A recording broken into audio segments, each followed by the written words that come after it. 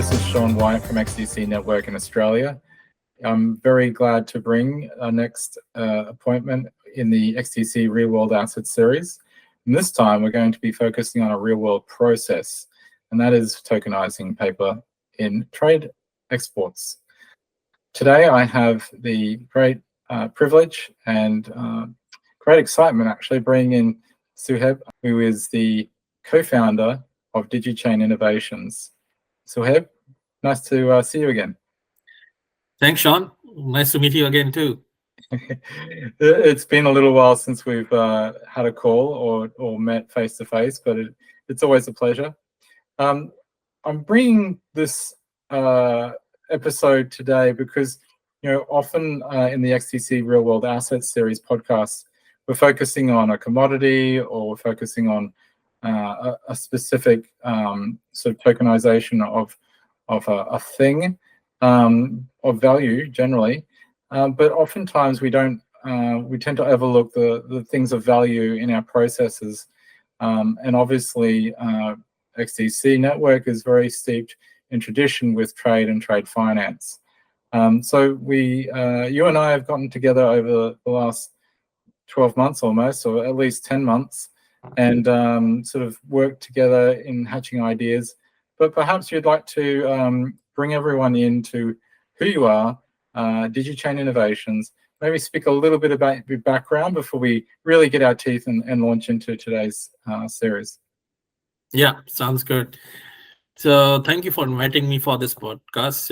My background is in computer engineering. I have over 2 decades of experience in big data analytics, machine learning, and blockchain. And I have always been passionate about leveraging emerging technologies to solve complex problems. And my journey into Web3 began with a deep dive into blockchain, earning certifications and a diploma in applied blockchain, which led me to co-found DigiChain Innovations.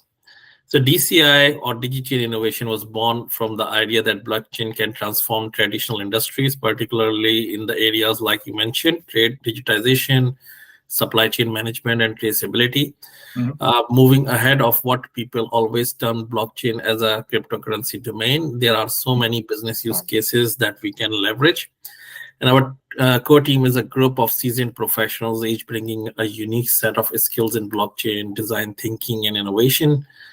And we are committed to pioneering solutions that not only embrace the Web3 ethos, but also create tangible values for enterprise. That's our core objective. Started with a focus on digitizing trade documents with blockchain and what we called MLETR, which is model law on electronic transferable records. But it's quickly expanding as we saw potential for broader application as well. So today, we are at forefront of creating verifiable and transferable documents on blockchain, automating processes through smart contracts, and exploring tokenization opportunities. Our mission is to bridge the gap between traditional business models and decentralize the future, driving innovations in Australia and beyond. So this is a quick intro of my background and some history of our company. Thank you, sir. It's very much an early stage here in Australia, but obviously the MLETR is very much being talked about in trade and other circles. I was glad to hear, and that's part of the conversation that occurred when we started talking. Was that it seemed like a good fit with XDCNetwork and your own drive to practical solutions, utilizing blockchain. The question I often get is why are we unsatisfied with cloud? Why is blockchain? Some of the cynics out there would say blockchain is a thing looking for a purpose, but where do you see that? Okay, so that's a really great question. Well, cloud is really something that has revolutionized this industry, where you can store and manage the data. You can offer the scalability and cost efficiency, while blockchain offers something very different, which is its power to provide you the trust and decentralization. With cloud, we are talking about a centralized environment, meaning that there is only a single entity or a few entities that control all your data and processes. So this centralization can lead to the vulnerabilities that we have already seen, such as a single point of failure. We have seen the security breaches and potential manipulation of the data, which is all possible. While the cloud is still considered as excellent for many SaaS applications, it falls short when it comes to the integrity and immutability of data. That's where blockchain comes in. Blockchain, on the other hand, is inherently decentralized. This means there is no single point of failure. No one has a control of the network. Every transaction or piece of data is verified by multiple participants before being added to the ledger. This decentralization, coupled with its cryptographic security measures, ensures that once data is recorded, it cannot be altered or tampered with, providing a level of trust that is unparalleled. So in industries like trade finance or supply chain, where trust is paramount in nature, blockchain ensures the transparency and accountability, which is always required, which cloud cannot match. We already know that. It allows you for verify auditable records without relying on a central body. So you don't need any intermediary to do the verification for you. In blockchain, you have all the decentralized democracy that can help you to achieve that. Yeah, it definitely seems to be almost a taboo, especially in Australia, to talk ill of cloud. And I don't think any of us in the industry, especially in trade, necessarily want to see cloud to fall over.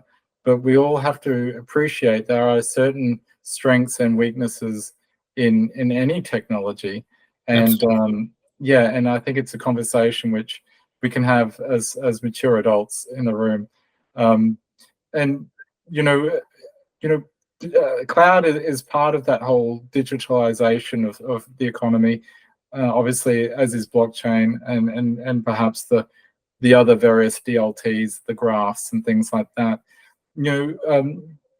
Just philosophically, why do you feel as though we're in this whole digitalization process? I mean, is it necessary? Is it just a fad?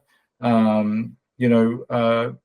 do you see that in the bigger picture? Yeah, that's another great question. So moving towards the digital economy, or I can term it as a digital transformation, we have seen a great boom in this space since the advent of COVID, which has been a great event to make the focus or make the business case for the digital transformation. So the key factors that we have seen in the market that why we need this digital economy is, number one, efficiency and automation. So the digital technologies, what they do is they enable the automation of processes, reducing the need of manual intervention. So everyone in this space is now looking how we can more automate our processes to bring the operational efficiencies, get rid of manual processes to reduce the errors that we are seeing. Then comes the global connectivity. So how we can break down these geographical barriers and enable businesses to operate and compete on a global scale. Then we have the data-driven decision-making, that how in the digital economies, the data becomes a crucial asset. So with the rise of big data analytics, business can gather, process, and analyze vast amounts of information to make informed decisions. They can predict trends. They can personalize customer experiences. So this improves the overall journey of the customer. Then there is a consumer expectations. In trade, we have seen the delays that happens in the payment settlements and other stuff due to the tedious processes. This can be improved by providing them the digital transformation. We can come up with new business models. We have seen that if you are bringing in the digital transformation, you can revolutionize your business model. You may have heard of things like decentralized finance, which can really change the complete business model and provide you with some really optimized solutions. Then comes the security and transparency, how we can provide the security and transparency in this world. And Web3 is a great place to be if you want the security and transparency in processes. Then comes the sustainability. We are getting rid of things like paper and use of energy. So that is a green thing that we need to focus on as well. So these factors combined with the rapid pace of technological innovations are driving the transition towards a digital economy, fundamentally transforming how we live, work, and interact. Yes, indeed. The programmability of blockchain DLT is certainly a key feature, and you're talking about the disintermediations and the the automations. It really does bring a lot more efficiencies and perhaps savings in energy and resources and time. Fantastic. And I mean, congratulations on establishing DCI, and obviously, myself and other XDC members announced, your nascent digitized EBL platform. Would you call it a middleware? Yeah. So the middleware, I'll let you explain a little bit more, for the audience, but essentially, maybe tell me a little bit about that journey of creating that piece of software and how it works within the broader sort of end-to-end solution that XDC Trade Network DApp has, and how's the process of establishing it's true stamp, right? That's what. That's correct. Please take it away. Awesome. Thanks. That's another great question, Sean. So TrueStamp is basically a platform that provides the digital transformation in the trade space. So first of all, in this journey, we started with identifying the need of it, that why it is needed in the first place. So the key challenges that we have seen in the Australian market is, if we refer to the World Bank report on ease of doing cross-border trade, we are currently at 130th position, which is quite bad considering that we are very technology focused. And our government aims that in the next 5 to 10 years, we should move from that 130th position to somewhere in the top 10, which is a really, really aspiring and it's a bit challenging thing to do. But how do we get there? What should we do? So that is something that we started to focus on. What could be some of the avenues that we can take? So how we can replace the infrastructure. So when I say infrastructure, if I talk about the ICT systems in the trade space, there are currently more than 100 systems that they are using in the trade space, all working in silos. So there is no communication between them.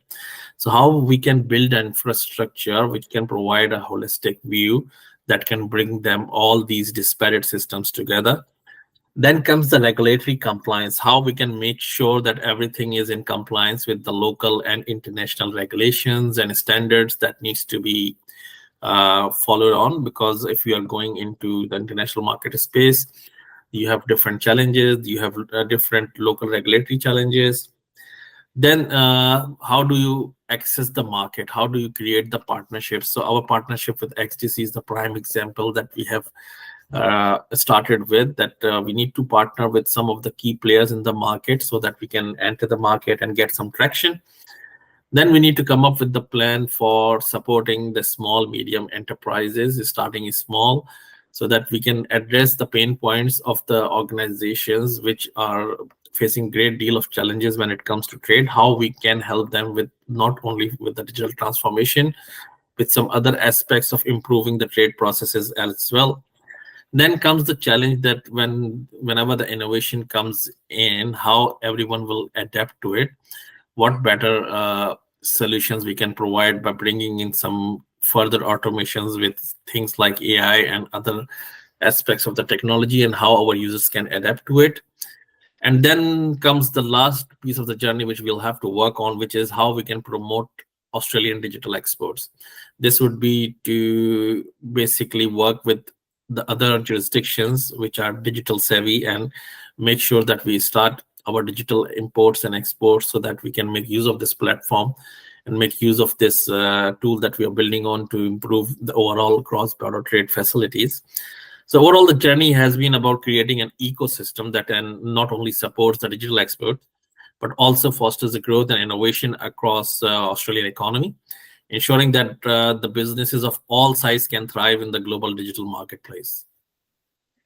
Yeah, well, there was some very good conversations and panel discussions just last week at the ANZ headquarters in Docklands in Melbourne, when they co-hosted with the Australian Centre for International Trade and Investment, the Trade Digitalisation and Trade Finance Digitalisation Conference. everything what you said, I know you desperately wanted to be there, but everything that you had said was covered in that, and I think everyone left there that day realizing that, and this is probably something that the ICC Digital Standards Initiative representative Hannah Nguyen underlined. It's going to take a very much a broad village type approach to sort of to lead this change in and to bed it down and to give everyone the tools in all the various different aspects, no less than the actual exporters themselves. So it doesn't surprise me to see that you have that degree of understanding and also commitment, because I can see that TrueStamp and DCI will be, a key part of the blockchain approach, and that's going to be a fascinating journey in itself. Building the middleware is easy, right? Yeah, absolutely. And how has that process been? Starting from scratch, connecting with XDC earlier this year, and maybe just give people just a brief idea as a blockchain solution advocate. How's that process been for you guys? Yeah, it has been quite challenging because the technology that we are using is not that common, but that is our niche area as well. Everyone has been preoccupied with the SaaS-based application without knowing what benefits comes with the Web3, which is also offered by a SaaS solution as well. But what it brings with itself is the trust element of it. That if I give you an example, that if you are creating a document which can be an electronic form of bill of lading. So if you want to create it on a cloud-based system or a SaaS offerings, you just create a document. It could be just like a web form. But the change that we have bring in here, that why we are going with Web3 is that if you are doing it on cloud, you're just storing the data. And this data can be altered by anyone with the rights. If they have assigned, they can manipulate with it. While when it comes to the Web3, once the data is saved on the blockchain, no one can change it. And it's stored across multiple nodes. So that's the trust element that we need, that once the bill of lading is created, it's immutable now. No one can change it, even if they want to. Yes, they can create a new copy of it, but they cannot make any changes to the existing document. This can be verified without requirement of any intermediary. While if you are on the cloud-based system, you would require something like a digital signature authority or some third-party tool or intermediary to do all this verification for you. Here, you don't need any of that. And when it comes down, like I need to execute my trade, it goes out of the SaaS application. It's not part of it. Mostly operating outside of the boundaries, because these processes are mostly done manual. While when it comes to the Web3 space, you can bring it into the ecosystem by creating the smart contracts and defining the conditions in it, like creating an escrow contract, which has a predefined conditions. And once those conditions are made, you can execute your trade. So then comes, once the trade is executed, how can I transfer the ownership of a document like bill of lading, which in the SaaS world you cannot do. It has to be done outside of the ecosystem through some manual processes and approvals and stuff. While within the blockchain, you can still do it through the smart contract. And once all the conditions are met, trade is settled, you can transfer the ownership within the ecosystem. So with the Web3, you are not only providing the security, transparency, you are also providing an end-to-end ecosystem, which is completely digitally transformed without requiring any intervention from any intermediaries. And you can achieve your goal and make your trade processes faster. And is it a fairly simple, I mean, it's, essentially what you're doing is having your normal process as an exporter, and then basically instead of going from A to B to C to D, you're pretty much just going A to Z, right? Absolutely. And it's a matter of, instead of just going through the process of clicking a button, if you were going through the, say the SaaS model, you're clicking another button essentially that's going to then take you to blockchain world. It's not a radical difference. It's just a matter of a keystroke and using a different software. Yeah, so the difference that I would say that the cloud-based SaaS systems is still, I would say, are hybrid digital hybrid digital transformation, because there are still some processes which are to be done manually. While you are doing this Web3 based trade digital transformation, it's end-to-end digital transformation. That means that everything is within the ecosystem, and you have every step of that element time-stamped within the blockchain with complete transparency and auditability. Do you foresee the actual users having a hard time adapting? Yeah, well, that's the case with any new system that comes into the market. So it all comes down to the advocacy and the training piece that you have to do for any new system that you implement. Yeah. So though it won't be any different to any cloud-based SaaS systems. Even if you implement a new SaaS system, you have to provide the training to it. But I don't see a big technology barrier, because some people think that blockchain is very complex, but all that complexity that you think will affect the user, it doesn't, because it's just like another SaaS system. Exactly. All the blockchain element is at the back end, which user might not have to deal with. It's all configured for them. Yeah, exactly. And I think once people realize that we're going to make it easy for them, they won't even really realize what's going on the back end. But Absolutely. But there's a massive difference. So thank you for addressing that. Just in general, what other document management or processing could you see that TrueStamp middleware transforming here, in particular in Australia? Because I know with XDCNetwork, we have partners in different parts of the world that have taken that approach, taken that role that you guys are doing, and they've gone on to expand their utility, whether that be in Singapore, America, or India, or Dubai. There's a handful of businesses that are doing similar to what you're doing. So you guys have only just popped up. Australia is fairly new when it comes to MLETR. We still don't even have it yet internally in our own borders. However, where do you see this industry going, and do you want to be sort of moving into that a little bit? Yeah, sure, absolutely. There are a lot of use cases that are tied to the document management and processing and verification. So if I start with some of the examples, the number one use case that I have in my mind is something like digital identity verification. So with our middleware, it can be used to verify the digital identities across multiple sectors, which is basically most importantly has finance, healthcare, and governments.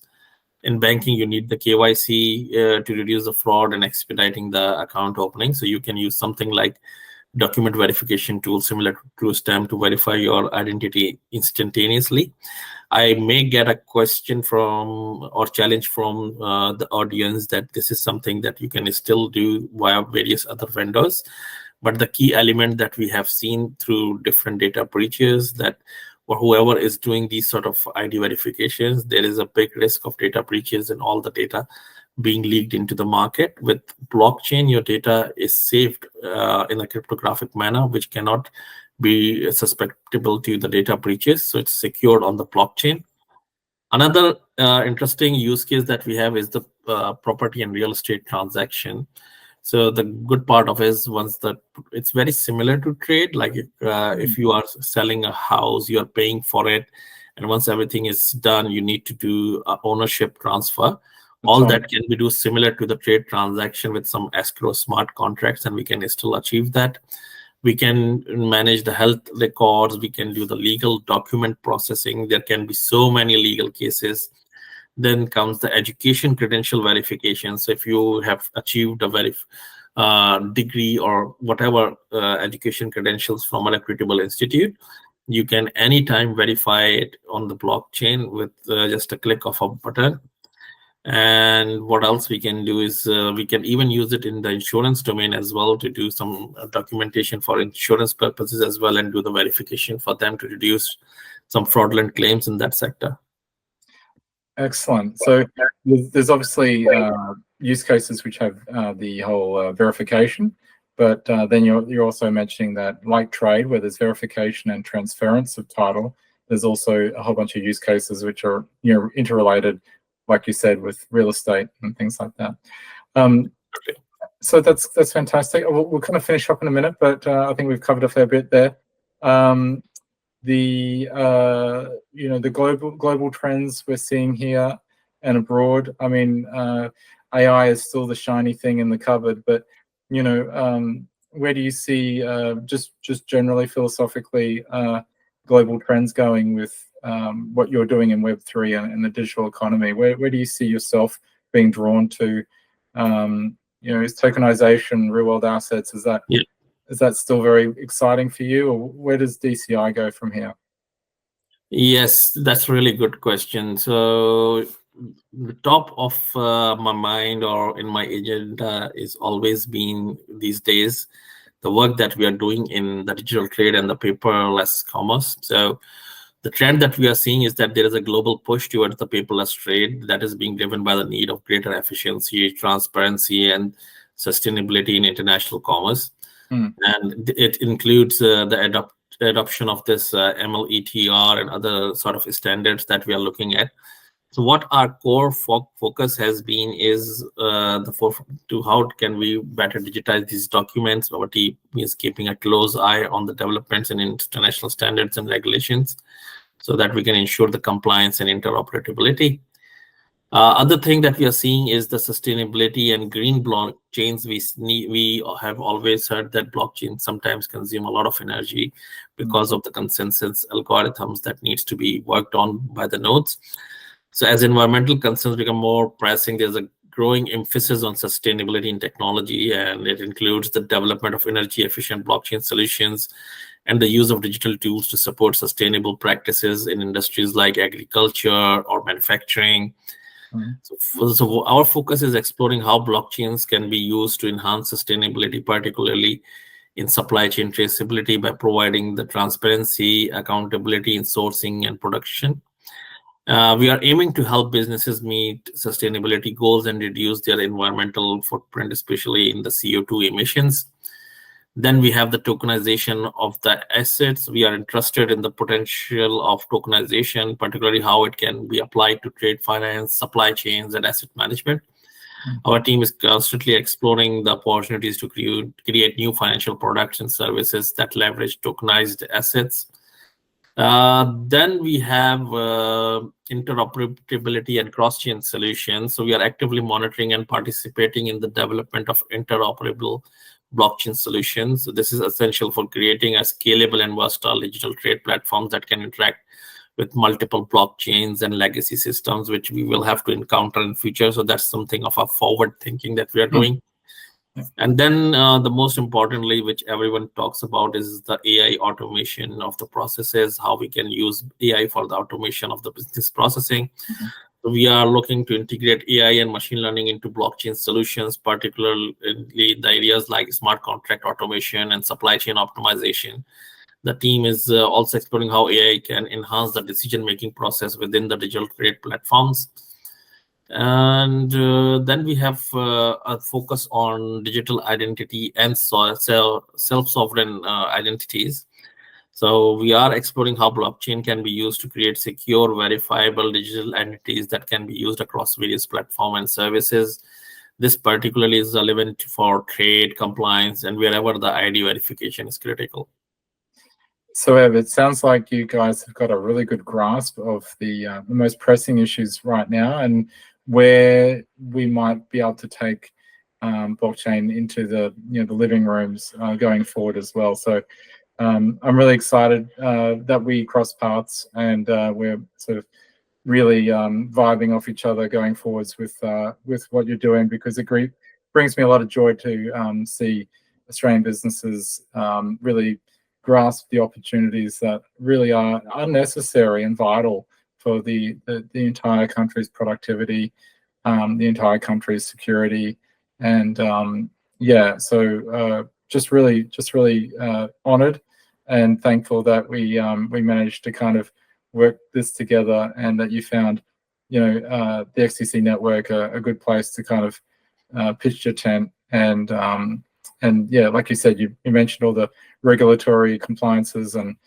best standards and all the rest of it, and I'm really glad that we could kind of help in that manner to help you guys achieve what you're trying to express in blockchain. So thank you for your time today, and obviously your time for the last 8-10 months or so doing this great trade trust integration and bringing that middleware into the exporters' lives in the next couple of months. We are sort of hatching an MVP.